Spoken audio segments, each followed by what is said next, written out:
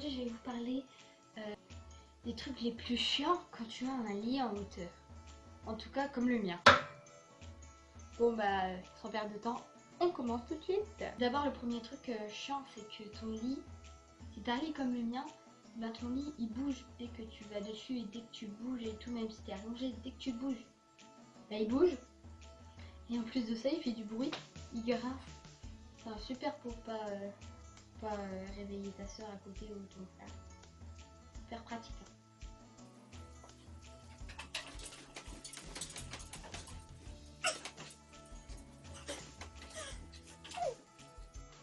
Le deuxième truc chiant c'est si jamais t'as oublié que t'avais un lit en hauteur et que tu te réveilles et que par réflexe tu te mets assis, et ben, tu te cognes la tête contre le plafond. Ça c'est un des trucs super chiant, surtout quand t'es pressé d'aller à l'école et tu te réveilles brusquement et bing, ouh, ça te réveille bien.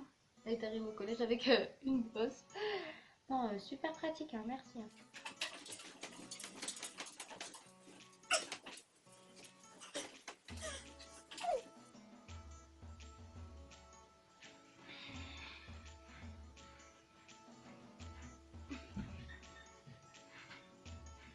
Aïe,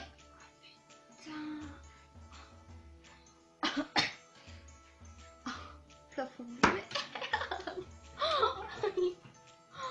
Putain.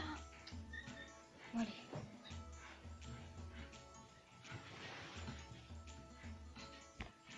Troisième truc chiant, si t'as un lit Ikea en tout cas.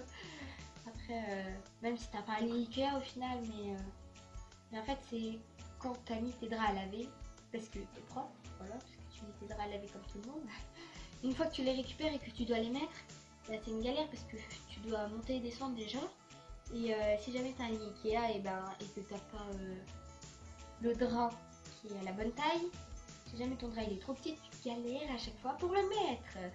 Je sais pas, c'est hyper dur. Dès que tu mets à côté, l'autre il se barre. Tout le temps comme ça.